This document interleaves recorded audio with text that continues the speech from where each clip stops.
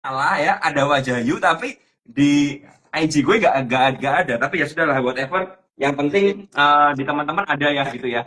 Oke, Ada kita di mulai aja deh. Instagram. Itu gue nggak ngerti kenapa tuh Om. Nggak tahu lah, Aduh. sudah lah. Yang penting ada ya. Yang penting ada. Yuk kita mulai, Dens. Gimana, Dens? Liburan kamu kemarin? Aduh, masih nggak enak badan nih Om. Cuma olahraga-olahraga aja.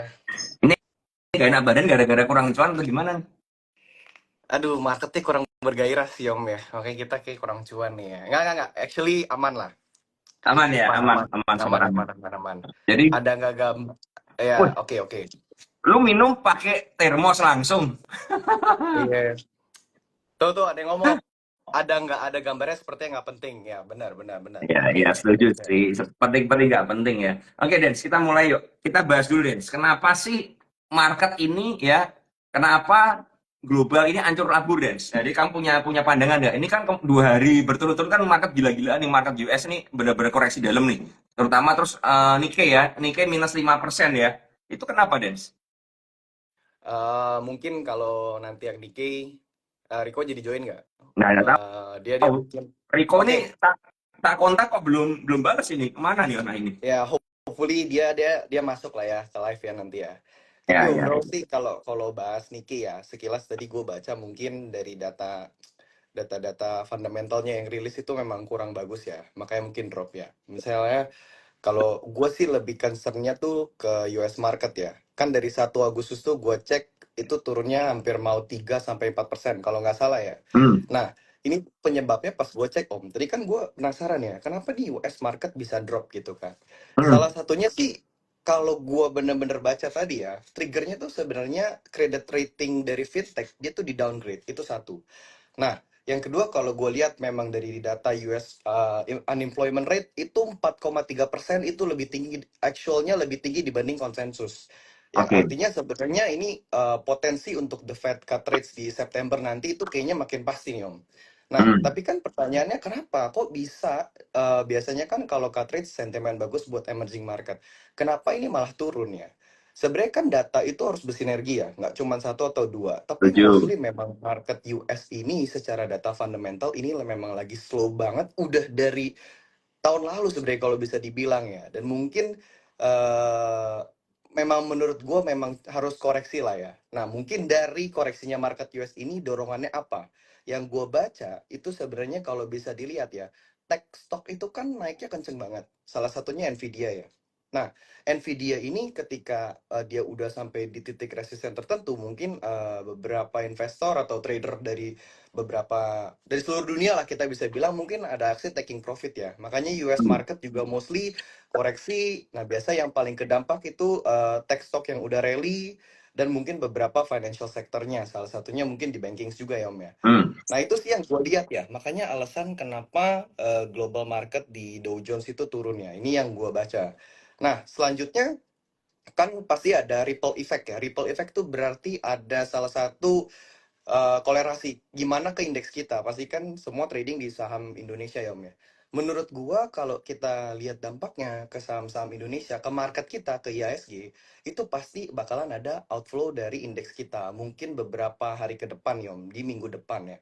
Kalau kita lihat kan sebenarnya dari technicalnya composite kita juga udah sideways. Ya. Bentuknya mau double top tapi nggak jadi, tapi jadinya sideways. Kalau lihat-lihat dari kemarin kita ngobrol berdua sih saham kayaknya udah nggak terlalu bergairah ya Om ya. Udah bener-bener Iya. kayak diiris pelan-pelan gitu. Jadi yang menurut gua dampaknya ke market Indo itu mungkin kurang bagus untuk beberapa hari ke depan dan ada potensi koreksi gitu. Oh. Tapi ya Hmm, menurut oke. gue setuju banget sama lu waktu itu ngomong ke gue. Waktu itu lu jelasin ke gue kayak gini. Gue ingat banget lu ngomong kayak gini ke gue, Om. Tapi aku rasa Dens kalau misalnya market kita ini naik terus itu nggak sehat. Karena kita nggak bisa dapat yield yang lebih bagus dibandingkan kalau market tuh turun dalam, kita kan potensi untuk pilih sahamnya lebih banyak. Otomatis kan peluang untuk cuan puluhan persen mungkin lebih banyak ya Om ya. Ya. Mungkin di situ gue setuju banget sama lu nih Om. Ini ada Enrico mungkin lebih jelas secara fundamental ya. Tapi ujung-ujungnya Om, gue yakin gue sama Enrico juga ada sempat ngomong. Kalau misalnya uncertain market global dampaknya ke market Indo, pasti yang di apa yang dibagusin tuh komoditis ya. Mungkin salah satunya energi sektor. Makanya kemarin kan kita lihat coal udah mulai naik kenceng-kencengan, emas uncertain, orang mungkin larinya ke saham-saham emas, PSAB, BRMS dan sebagainya macamnya. Dan yang mungkin beberapa ada ditopang itu dari basic industry. Gue cek tuh TPIA, Aman yang nopang indeks kita. Itu top one masih finance, kedua basic industry ya. Nah, yang keempat itu baru kalau nggak salah energi. So far itu aja sih Om, outlook dari gue ya. Yang maksudnya memang gue perhatikan di market saat ini. Mungkin kalau dari Henrico atau Om Ben, boleh tuh kasih masukan. Rick, udah siap belum Rick? Kaget gua. Iya, gimana gimana. Bangun tidur loh, Hah?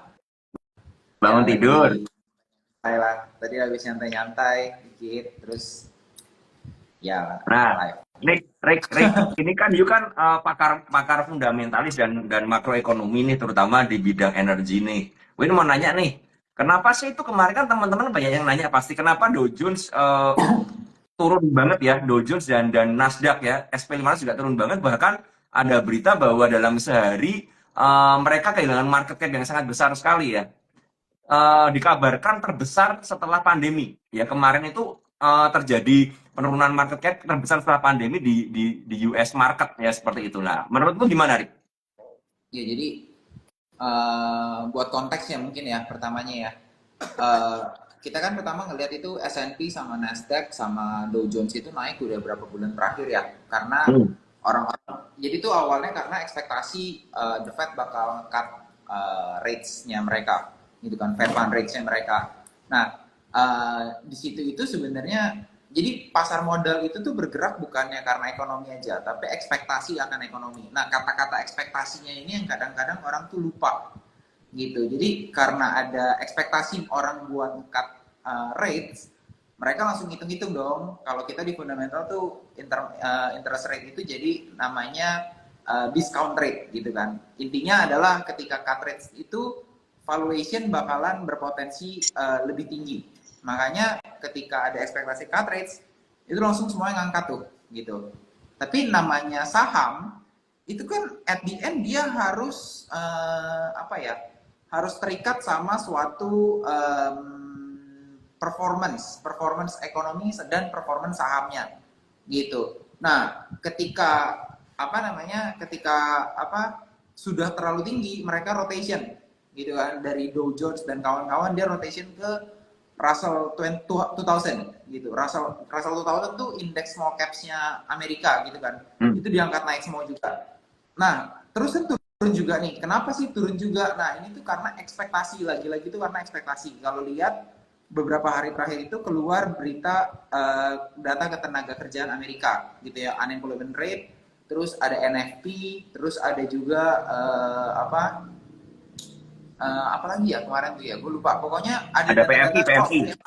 ya PMI manufacturnya itu ternyata lemah banget gitu. Jadi tuh ada ekspektasi lagi bahwa wah kayaknya nih the Fed telat nih gitu. Jadi ini mungkin yang gue mau lurusin ya ke teman-teman sekalian, kalau penurunan suku bunga itu nggak selalu bagus, tapi timingnya juga gitu. Jadi kalau gue ibaratin pemotongan suku bunga itu sebagai obat gitu ya.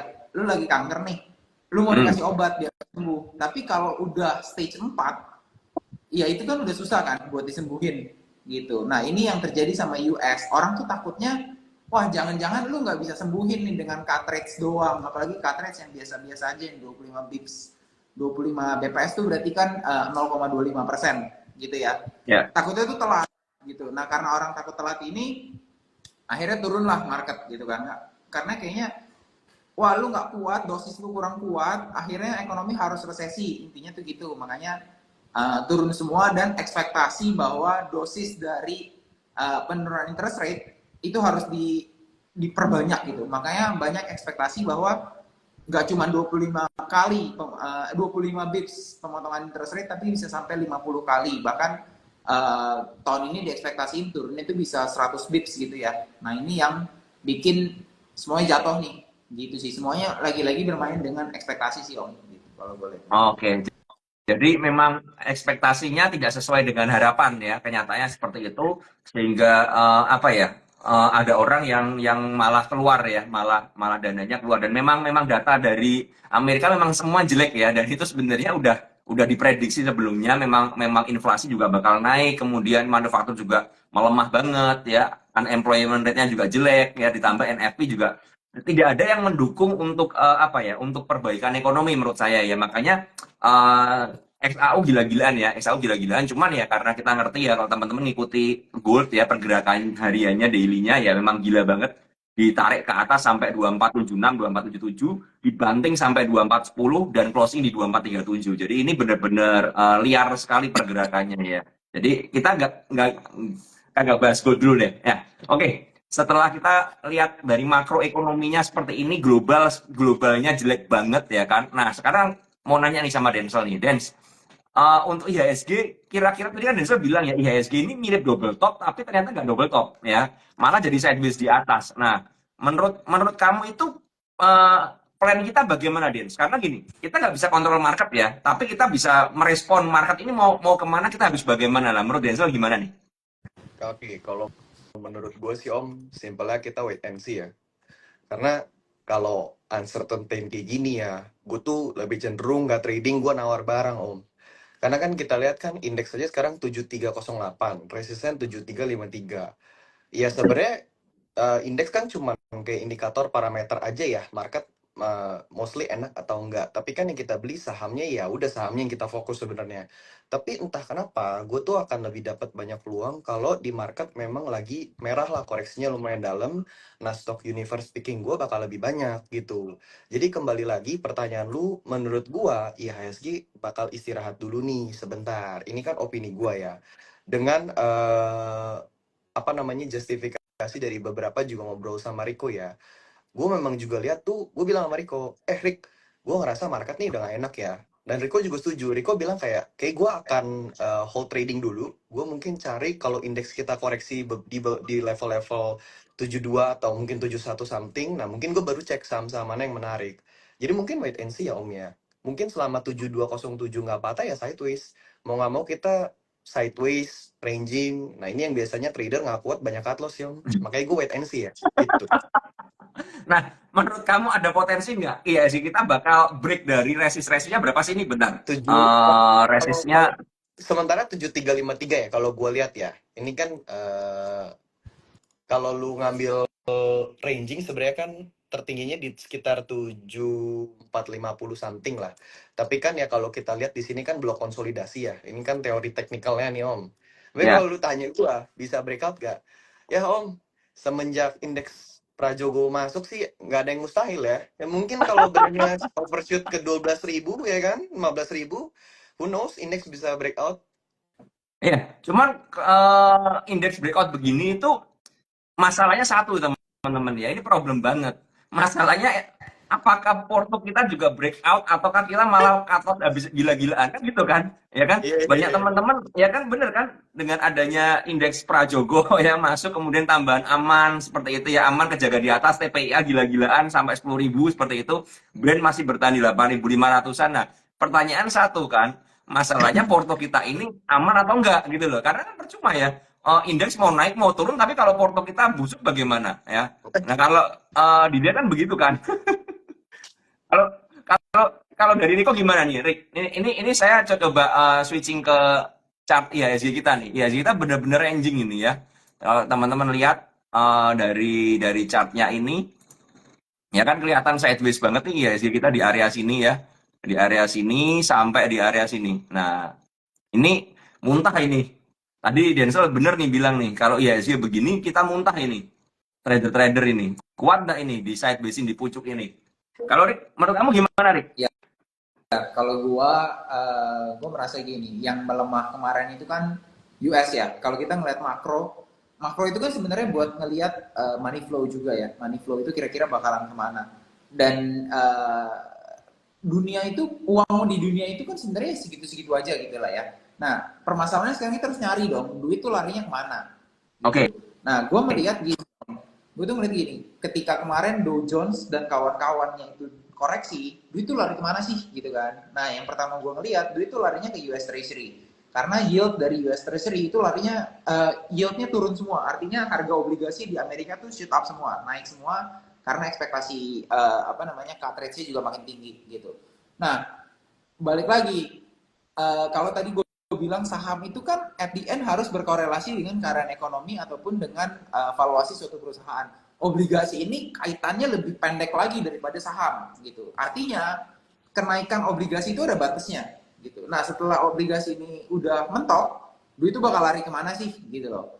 Nah, kalau seandainya ekspektasikan buat suku cut rates-nya, otomatis seluruh dunia itu kemungkinan besar akan mengikuti the Fed. Contohnya juga Indonesia. Nah, gue merasa uang yang banyak itu, apalagi kalau lu lihat sebenarnya duit yang paling banyak itu sekarang lagi nangkring di money market fund, itu bakal ngalir ke seluruh dunia. Dan gue merasa mungkin gue setuju sama Denzel, mungkin indeksnya bakalan volatile dulu ya for certain period gitu. Setelah itu akan ada aliran dana dari developed market dari Amerika ke emerging market gitu. Tapi yang perlu diwaspadai adalah ketika dana itu sudah mengalir, yang gue takut adalah balik lagi Amerika telat, jadinya Amerika resesi, kitanya juga jadi ikut financial market kita jadi ikutan resesi. Mungkin kitanya nggak resesi, tapi iya kalau Amerika resesi indeksnya turun, masa iya sih IHSG kita nggak turun? Yang gue takut sih kayak gitu sih Om. Oke. Nah, Jadi ini kan dulu lah ya. Tapi kalau menurut gue ya, gitu. ya.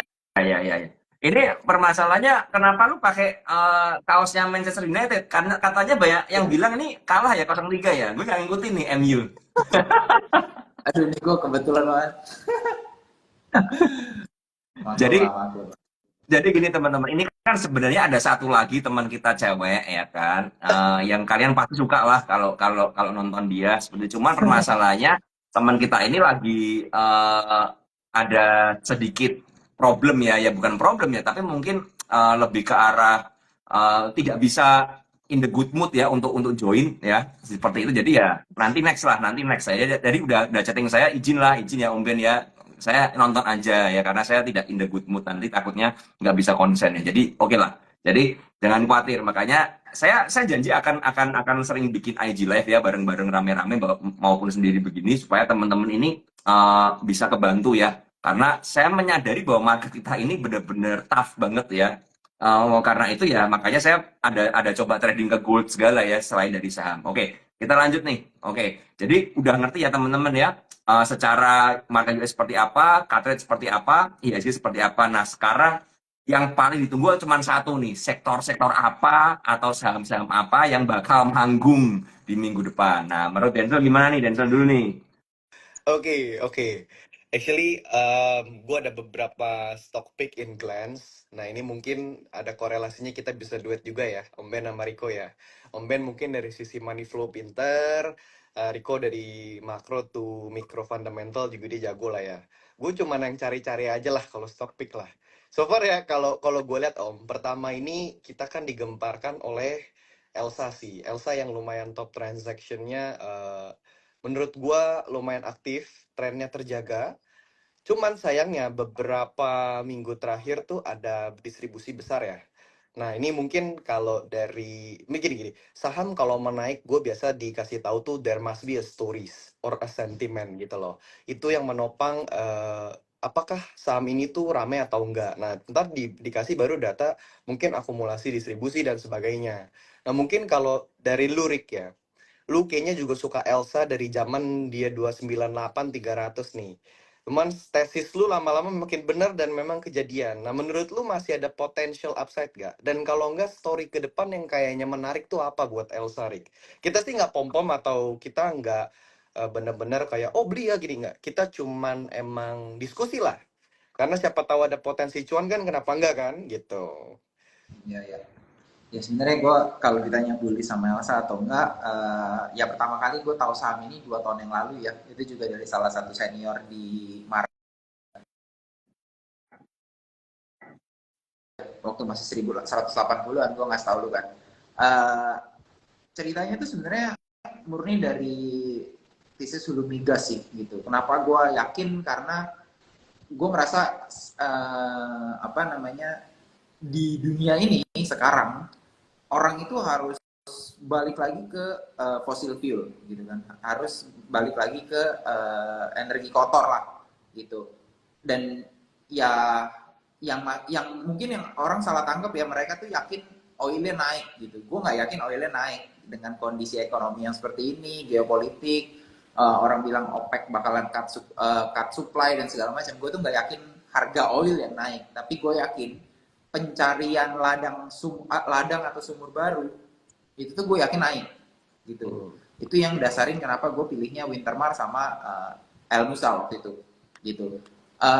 Kedepannya gimana? Menurut gue masih lanjut terus sih, apalagi Indonesia tuh lagging dibandingkan internasional gitu. Jadi di saat ini menurut gue Elsa tuh masih menarik gitu. Dan mungkin kalau ada yang baca koran ya baru-baru ini gitu kan, katanya akuisisi PDSI itu Pertamina Drilling, Pertamina Drilling Shipping Internasional kalau nggak salah, service Pertamina Drilling Service Indonesia itu kalau diinjek ya balik lagi tergantung ya valuasi berapa. Cuman menurut gua ini bisa jadi katalis positif nih buat Elsa dalam jangka waktu dekat. Mungkin kalau trader-trader kayak Om Ben, kayak Denzel, mungkin kan sukanya yang jangka dekat ya. Mungkin kalau katalis paling dekatnya sih itu. Cuman kalau seandainya nggak ada katalis pun, back to my background, kenapa gue suka Elsa, menurut gue Elsa masih menarik walaupun tanpa adanya cerita PDSI. For the record, kayak mungkin bukan saham yang seksi ya gimana, tapi kalau lu nyimpan Elsa 2 tahun terakhir, itu setahunnya dia naik kurang lebih 20-25%, dividend yield 6-8%, means lu sekitar dapat return 25 sampai 30-an% per tahun, lu nggak ngapa-ngapain, bener-bener nggak di TikTok gitu. Jadi menurut gua menarik Elsa di situ sih gitu. Oke, nah ini kalau teman-teman lihat di chart ya, Elsa secara chart ini mau jadi bullish flag ya nih ya, berarti ya bullish flag, cuman nggak tahu kapan breakoutnya. Nah, cuman kalau kalau teman-teman suka ke Elsa ya, kalau mau lihat dari chartnya ya, supportnya di mana ya ini kita lihat dari penurunannya ini, flagnya ini ya. Jadi bisa ya kalau dapat di bawah 480 sampai 470 oke lah harusnya ya, 480 470 itu Elsa. Nah, akumulasi Elsa ini sebenarnya kalau kita ngomong dari awal rally ini ya teman-teman ya, dari mulai keluar ini ya, yang bagian bawah ini asingnya beli terus ya. Coba teman-teman bisa lihat nggak ya? Saya coba naikin dikit. Nah, Nah, itu kelihatan, Om. nah udah kan? Nah, kelihatannya ini ada yang borong gede banget di sini ya. Kalau saya tarik dari bawah di sini ya, dari bawah di sini sampai dengan sekarang ya, itu Elsa itu begini brosumnya ya, brosurnya begini, di mana memang BK, ZP, BB, CC, GR tuh beli ya. Sellernya rata-rata mostly retail. Cuman permasalahannya terakhir kemarin muncul yang broker PP yang jualan. Ya, PP jual kalau terakhir-terakhir ini memang jualan terus ya di harga 500-an ya, 12 miliar. Cuman ya, kalau kita lihat memang dari adanya akum di average-nya mereka 450 rata-rata ya. Maka ya menurut saya kalau Elsa turun ke 470 ya 465 lah, 464 itu boleh lah ya. Kalau view saya seperti itu. Jadi Elsa bullish flag ya cukup oke ya. Kalau nanya targetnya ya, kalau ngomong target bullish flag ya, kalau flagnya jadi ya bisa ke 700 paling enggak kan seperti itu kan. Cuman ya let's see lah, dan itu membutuhkan waktu ya teman-teman, dan membutuhkan ketahanan ya. Intinya jangan masuk all in. Kalau teman-teman masuknya all in ya eh, boncos, nanti bakalan boncos seperti itu. Itu Elsa. Jadi eh, memang yang menarik adalah sektor energi ya, itu Elsa. Nah, sekarang ada lagi ya Dens, menurut kamu Dens yang menarik lagi, sebelum saya juga nanti kasih ya. View dari kamu apa lagi Dens? Oke, kalau dari gue tuh sebenarnya ada banyak ya. Cuman kita bahas yang lumayan hot dan kayak masih ada potential upside ya. Walaupun 3-10%, tapi kayak kalau bisa kan oke ya. Itu mungkin Adro deh. Adro lu perhatiin deh Om. Dia call tapi yang memang naiknya kencang dibandingkan dan yang lain, dan memang kayaknya sentimennya sekarang tuh lebih bagus buat Adro ya kalau ngomongin call ya. Mungkin Rico di sini ada story atau something. Kayak kemarin si Rico juga ada sempat ngobrol sama gue, dia ngeliatin Adro juga kan, dia TikTok tuh lumayan Tom, cuanmu Tom. Jadi Ya, ya traktir mungkin dong, traktir Adro jadi dong. topik. Adro Gimana Rik? jadi topik sih. Eh, Johan dia gimana Rik? tersenyum tuh dia. Ketawa Kenapa? Ini cuan gede nih kamu dari Adro ya? Ya lumayan lah Om, 3 kali gue 10%. Tuh 10%, kan. 10%. Oke. Iya 3 kali Nah, lah. Tapi beda kan nggak sebanyak lo Be- Om. sebenarnya story-nya Adro tuh apa sih, Den? Sorry, Rick, apa sih story-nya Adro kalau dari sisi fundamental? Ya gue waktu itu cerita sama Denzel sih kayak gue merasa Cole bakal main nih Zal. Itu bulan apa ya Zal ya? Juni atau Eh, Adro masih 25 kalau nggak salah, saya ingat gua. Iya ya 25 itu something. Juni kayaknya ya, bulan Juni ya. Iya, iya, Nah iya. itu 2 bulan lalu kayak apa 3 bulan lalu gitu. gue merasa Cole nih kayaknya bakal main nih. Story-nya simpel sih sebenarnya. Gue merasa konsensus tuh terlalu bearish terhadap Cole abis dia tuh jatuh tahun 2022. Terus gue merasa kayaknya harga batu bara tuh bisa diangkat nih. Kenapa? Karena kemarin tuh ceritanya AI. Kemarin cerita AI katanya tembaganya jadi sangat dibutuhkan tembaga all time high. Terus jatuh gitu kan. Terus gue ngobrol sama temen gue juga, analis komoditi juga dan beberapa senior di pasar modal gitu ya. Gue bilang gini, yang kebetulan juga suka mantau komoditi-komoditi ya. Gue bilang gini, gue merasa kayaknya Cole ini bisa main setelah tembaga lu angkat dengan cerita AI, katanya butuh banyak energi. Masalahnya, tembaga itu kan penyalur energi, karena tembaga tuh jadinya kabel. Cuman lu mau nyolok kabelnya kemana? Kalau kagak ada power plant-nya, otomatis kalau power plant, kebutuhan power plant nambah, lu butuh energy source dong. Ya antara oil, gas atau enggak coal. Gue merasanya kalau oil sekarang susah deh. Kayaknya coal bisa naik nih. Cuman mungkin nggak seagresif tembaga. Gue merasa kayak gitu waktu itu. Ya udah akhirnya gue cerita juga. Mereka juga setuju gitu. Iya.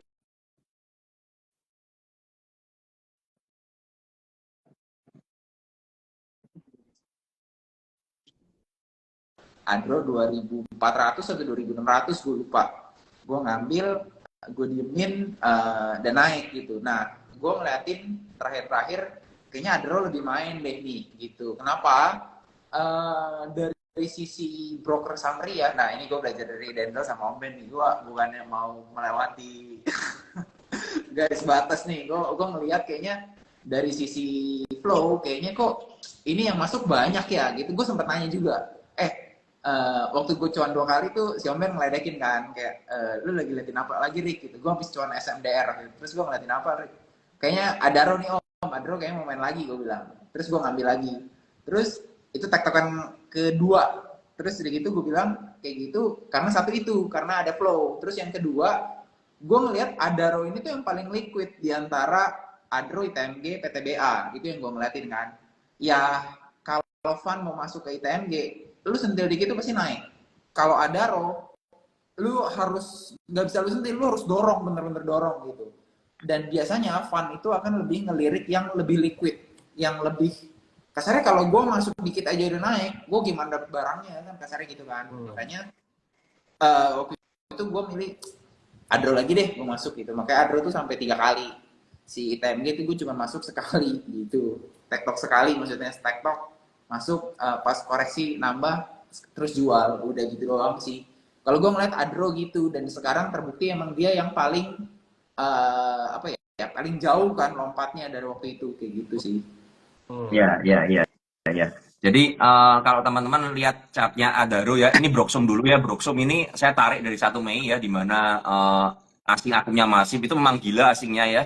AKBK tuh gila banget ya, sampai 200 miliar lebih semua ya di average-nya, tapi 29 rata-rata ya 29. Kemudian ada SS, YU, AI ya. Sellernya rata-rata mostly broker retail ya, seperti itu. Jadi memang ini Broksumnya ciamik lah ya, udah nggak usah ngomong. Cuman masalahnya kan harganya udah di 3.300-an ya, 3.300 sedangkan average-nya kan 2.900. Kalau kita ngomong ya Adaro ini kan berhasil break ya. Ini kalau saya kecilin chartnya begini ya.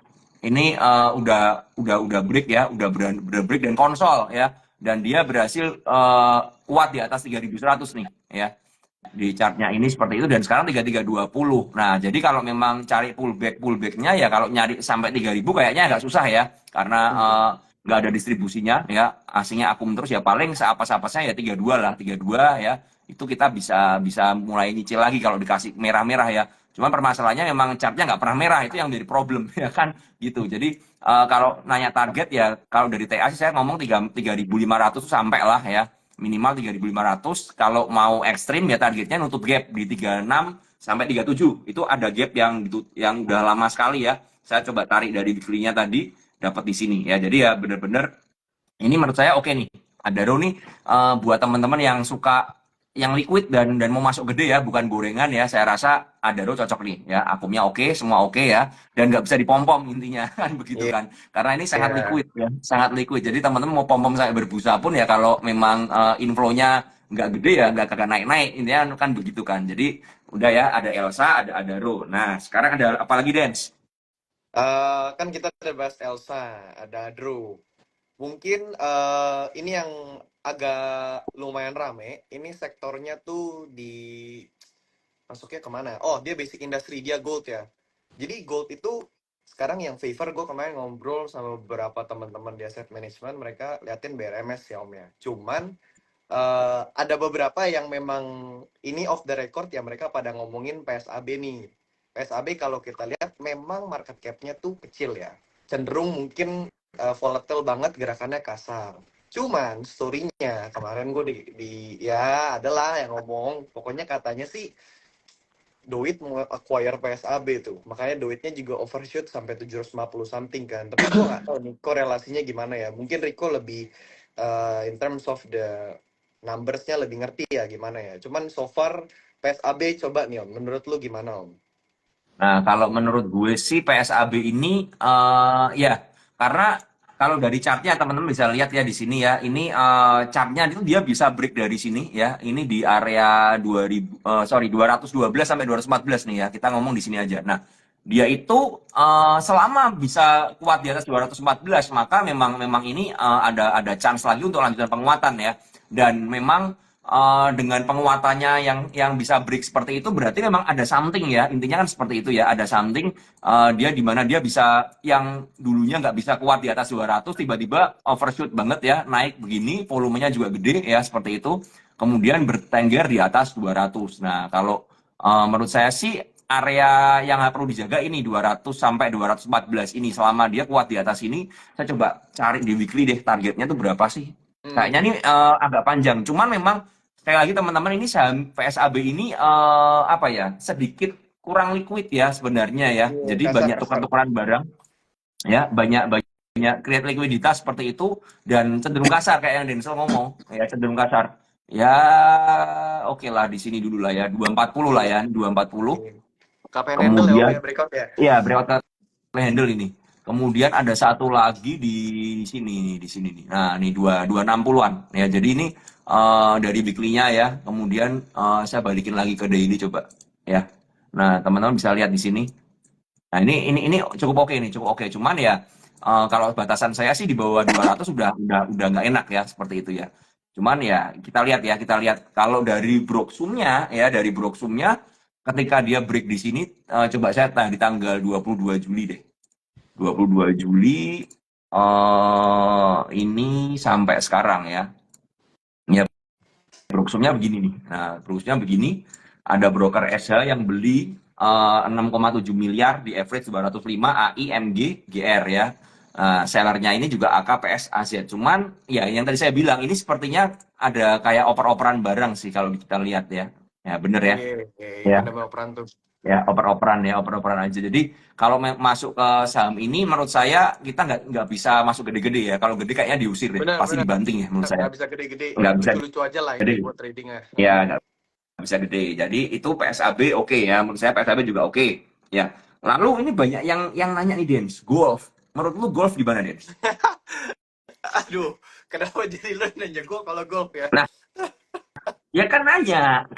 Ini kan kita kan diskusi, ini kan Diskusi discuss ya. lah. Ya. Rick, Menurut lu golf gimana nih? lu jangan senyum-senyum, Rick. Itu good company lu, solid lu. Kata lu kan gitu ya? Bukan gua anjing. Oh ya ampun, bos. Iya, golf ya. Golf ya. So far sih kalau gue liatin ya, golf ya. Ini by TA aja ya.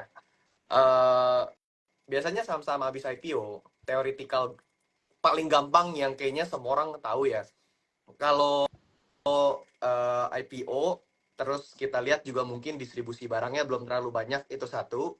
Dan yang kedua, abis turun biasanya dia punya base terus dia ketahan dan nggak jebol lagi bikin lower low. Ya biasa buat trading menarik kan Om. Lu suka ngajarin juga kayak gitu kan. Jadi Hmm. menurut gua Golf ini nih sekarang nih mungkin area-areanya sideways dulu nih 232 sampai 200. Ya gua sih kalau mungkin trading lucu-lucu aja kayaknya beli sih deket-deket 200 ya. Jadi kalau misalnya harus cut loss kan ya nggak pedes lah Om. Kayak misalnya beli 200, jual 210, 216 mungkin dapat 4 sampai 6% ya. Tapi let's say 200 jebol, gua cut di sekitar 197, 196 ya. Mungkin 2,5 sampai 3% lah. Masih risk rewardnya buat gua menarik. Kalau syukur-syukur kayak dia sempat naik ke tinggi tuh 224 kalau nggak salah. Ya, Itu 224 kayak kemarin. lebih dari 6% deh. Tapi kan itu kan kayak mungkin pergerakannya cepet ya Om ya. Iya. Ngebuntut terus turun lagi. Nah memang kalau dilihat sih gue suka ya pergerakannya ya. Dia pelan-pelan di bawah. Kalau kita lihat Blast, Guna, itu kan kasar banget kan gerakannya. Tapi mungkin beberapa baik yang cuan ya main di situ. Cuman kalau gue kayak ngeliat kayak gitu tuh nggak tenang Om. Mending yang kayaknya udah low base. Cobalah gue trading lucu-lucu Iya, gitu. iya, iya. Cuma kalau dari TA ini memang 216 dia belum kuat belum kuat tembus ya. Ini 216 belum kuat tembus ya. Jadi masih ketahan-tahan terus di 216 nih, ya kan? Nah, cuman kalau dari Broxune-nya kemarin ya ada BQ masuk 218, average-nya di 3,1 miliar ya. Jadi ini menurut saya sih kayaknya bisa dipantau Mas Ian ya. Cuman memang pergerakannya slow sih dibandingkan ya tadi Blast sama Guna ya seperti itu. Nah, ini yang menarik lagi Dens, ini ada saham JPFA, ya kan? JPFA itu kemarin sempat dibanting ya, kalau nggak salah, Iya, iya, iya, sempat iya. sempat dibanting dalam, ya kan? Kemudian rebound. Ini liar banget ini. Ini menurut saya kok untuk sekelas JPFA kok brutal banget ya pergerakannya ya. Ada view nggak, Riko atau Denso? Rick, kamu ada lihat apa, Rick? Fundamentalnya, Rick? Dari Ini kok tiba-tiba di tanggal fundamental. 30 Juli ini dibanting minus berapa persen ini? Ya, minus 7% ya. Seperti itu, tapi besoknya langsung naik 6%. Ya, balik lagi ke atas 1.600, kemudian dibanting lagi, dan sekarang closing di 1.600. Kalau kamu lihat, ada perubahan fundamental apa sih sebenarnya yang buat JPFA ini jadi begitu volatile begini? Java tuh yang gue nggak tahu, tapi gue itu bukan coverage gue, tapi ya kita ngobrol-ngobrol kan kemarin itu analis poultry gue ngobrol kalau kayak apa ya, kayaknya kinerjanya bakal lebih bagus gitu kan, karena kalau gue nggak salah itu karena harga soybean meal atau pokoknya COG bahan baku lah, bahan baku dari buat ayam itu kacang kedelai sama jagung itu harganya udah tadinya kan naik kenceng terus sudah mulai turun gitu, tapi harga ayamnya belum bagus-bagus banget gitu. Jadi secara fundamental sih gitu. Kalau gua nggak salah ingat main sama Cepin juga naik ya, cuman nggak sekenceng Java gitu. Terus nah seingat gua Denzel tuh pernah cerita deh tentang Java ada apa gitu. Mungkin kalau dia mau nanya Aduh, dari dia ya gitu ya. Java tuh kalau lu inget Om dari kita beli kan di bawah ya 1100, Ya. 1080 kan. Ya basically sih ini just rumors in the market ya. Mungkin bisa bener bisa salah. Namanya juga spekulasi ya Om ya. Jadi ya Hmm. memang terakhir tuh sebelum dia kencang banget. Ya so far so good. Gue denger lah katanya sih resultnya oke, bagus dan sebagainya macamnya. Terus kan considering juga kalau lihat Java kan menurut gue juga bukan barang yang terlalu gimana lah, bisa dibilang saham oke lah ya Om ya, poultry ya, consumer ya. Hmm. Jadi gue lihat gue tuh cuman lihat kalau nggak salah gue cuman compare aja Java, Cepin, Main sama apa ya Rick ya satu lagi ya ICBP gitu-gitu. Gue lihat semua yang masih di bawah chartnya. Gue pernah diajarin sama mentor gue di market lah. Dia lebih suka cari saham yang di bawah, mau reversal naik. Nah biasanya lu bakal mungkin bisa dapat 10 to 15% yield lah buat trading swing. Jadi memang yang gue lihat kriterianya yang oke tuh Java waktu itu. Pas gue biasa kan gitu ya, dengar rumor, gue pastiin datanya dari akumulasi distribusi, terus gue cek chartnya menarik, gue beli aja, gue nggak mikir, yang penting gue beli dulu aja. Udah pasang stop loss ya udah gue tinggal gitu loh. Ya paling itu aja storynya. Nah setelah keluar resultnya kan di atas konsensus kalau nggak salah bagus banget ya. Nah habis itu kan nggak pernah berhenti tuh naik naik naik. Paling kalau turun cuman turun 2%, 3% naik lagi. Ya cuman kalau lu tanya 3 hari terakhir perdagangannya, kenapa habis dibanting dalam naik lagi? Itu gue jujur I have no idea. Karena gue udah nggak masukin ke watchlist, gue udah nggak trading lagi. Karena gue lihat kan udah lumayan tinggi ya kalau gue lihat. Jadi ya gue lebih cari saham yang kayak tadi kriterianya turun dalam baru mau breakout, nah gue pantau tuh. Mungkin kayak ya kayak SMGR lah, zaman-zaman di bawah mau breakout gitu. Nah itu gue lebih suka. Tapi kan kemarin earningsnya kurang oke ya, semen Gresik ya. Jadi ya itu salah satu, kalau kata Riko yang penting fundamental tuh kayak buat baca money flow juga lah gitu. Ya kan kalau lu earnings jelek mungkin diri rating analis mungkin bisa jadi hold atau sell ya. Tapi kurang lebih dari chart gue suka yang kayak SMGR gitu. Ya, ini kalau memang dilihat ya, apa ya, bullish flag-nya udah kelar sih sebenarnya, sesuai dengan gambar ya. Bull flag-nya udah kelar nih di 1.700-an ya, udah kelar ya. Cuman kita nggak ngerti ya habis ini apa yang terjadi, apakah mereka mau distribusi atau akan lanjut ya. Cuman memang secara target udah kelar ya. Dan kalau saya sih agak kurang demen dengan pola turun begini ya. Ya, jadi kalau teman-teman memang masih tertarik sama Java ya, jagain aja di area 1.530 tuh ya. Area situ jangan jebol ya. Itu kalau konsol, kemudian dia nggak ada distribusi gede, maka bisa naik lagi ya, bisa ke 1.650-an lagi. Tapi kalau memang jebol ya, hati-hati ya, hati-hati berarti memang udah murni kelar ya. Itu Java ya. Nah, ada lagi nih. Kemarin saya ada lihat ya, saya coba cek ya. Ini pertanyaan teman-teman kemarin ada banyak nih. Nah, sekarang yang mana ya? Bentar.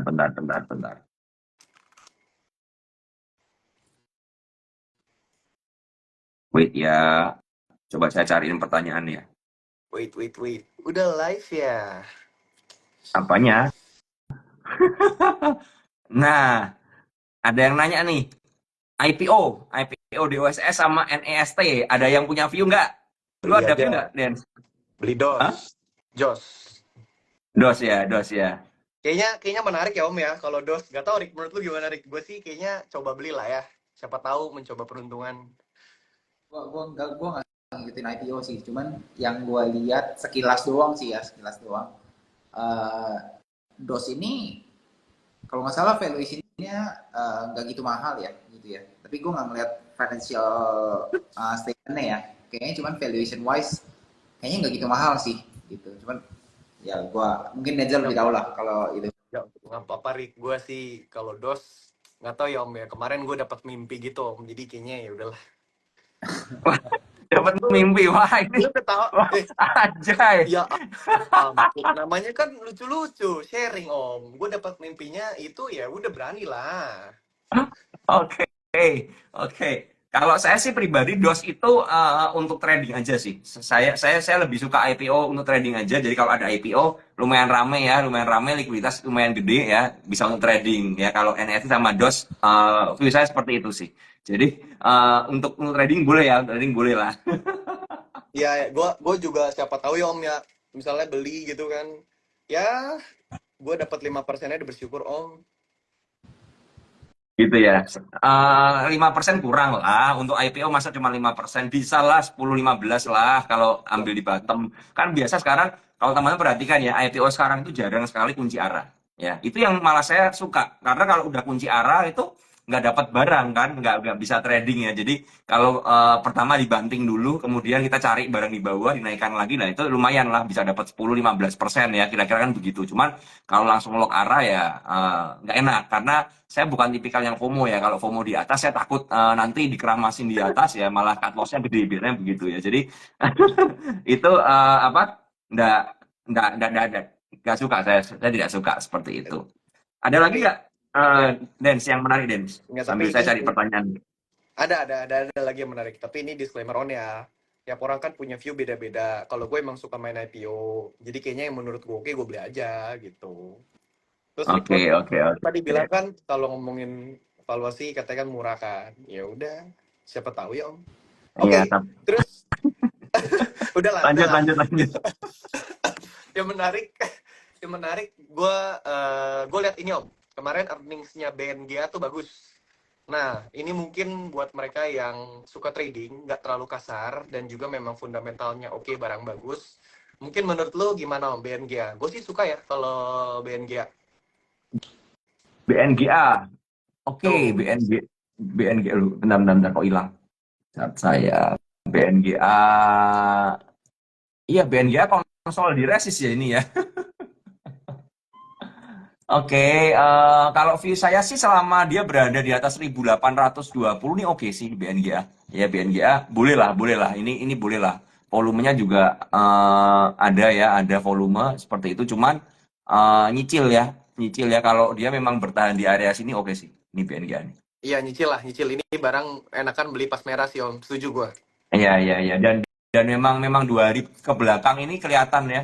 Dia reject 2 kali dari 1825 ya. Berarti which is di sana kita melihat ada buyer di sana ya, ada buyer. Jadi kalau memang dikasih merah-merah boleh lah. Apalagi kita ngerti sepertinya memang market hari Senin akan sedikit merah dulu ya harusnya ya, karena respon dari market globalnya seperti itu ya. Jadi kalau memang marketnya merah malah enak menurut saya. Tapi kalau marketnya udah hijau, males lah. Kalau saya begitu. Eh, Wah ini ada si Ellen May loh nonton. Ada Ellen wih, May. waduh. Ampun. Tapi gue punya tema yang bagus Om. Berarti buat minggu depan belinya harus nawar Om. Kita harus pelit Om. Siapa tahu kan dibantai dulu dapat banyak barang murah lah gitu lah. Jadi mungkin dari semua referensi atau ide buat trading minggu depan ya kita bisa jadiin buy on weakness kali ya. Gitu. Ya, Itu ya, sih dari gue ya, sih. ya, ya. Lumayan kan? Harus baik. Kenapa? Ya lumayan kalau dapat barangnya lebih murah gitu kan. Ya. Kalau dapat lebih murah. Terus eh SMDR menurut lu gimana, Rik? Kamu kan suka banget sama SMDR nih. Udah kelar atau belum ya SMDR? Gue udah nggak main sih. Itu gue tuh waktu itu cuma manfaatin momentum sih sebenarnya. Yang gue tahu Hmm.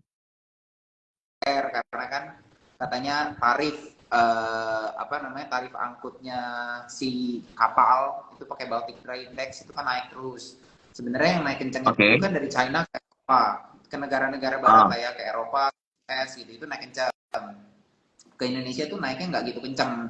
Gitu. Memang tapi ada kenaikan, tapi nggak sekencang yang ada di China ke Eropa gitu. Ini kan transportasi laut ya, gitu kan. Nah, sedangkan si SMDR itu ngangkutnya domestik dan dari Indonesia ke China. Jadi sebenarnya secara rate dia tuh nggak naik banyak-banyak banget gitu. Cuman gue pernah bilang nih, gue lupa gue cerita ke lu sama Denzel atau ke Denzel doang. Gue pernah bilang market itu gue merasa salah sih. SMDR tuh harusnya nggak naik sekencang ini.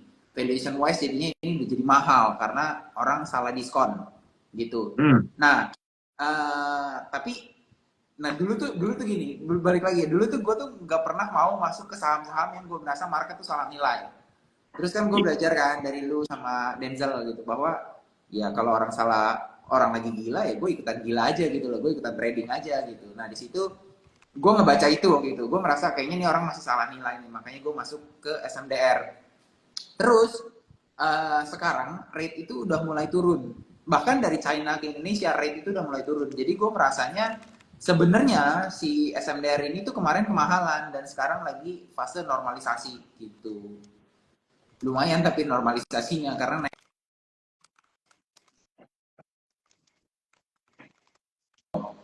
Kalau SMDR ya, yang gue lihat tuh sebenarnya kayak gitu sih. Mantap Oke. Rick, gue cuan Rick. Makasih Rick. Gue agak beli, aduh. Gue gak percaya sama Rico, harusnya kemarin beli ya. Terus ini, Rik. Nikel-nikelan story-nya gimana, Rik? Menurut lu, Rik? Nikel, Nikel ini surem banget ya rasanya ya. iya nikel menurut gue belum menarik sih. Uh, apa ya, nikel itu kan intinya sekarang jadi dua. Satu jadi stainless steel, besi tahan karat, itu buat industri. Yang satunya lagi kan jadi baterai EV, baterai mobil listrik gitu. Sekarang kita ngelihat demand-nya. Ekonomi lagi lemah, Amerika terutama, Amerika dan Eropa lagi lemah. Amerika, Eropa, Cina itu lagi lemah. Itu demand stainless steel paling banyak tuh dari 3 negara itu.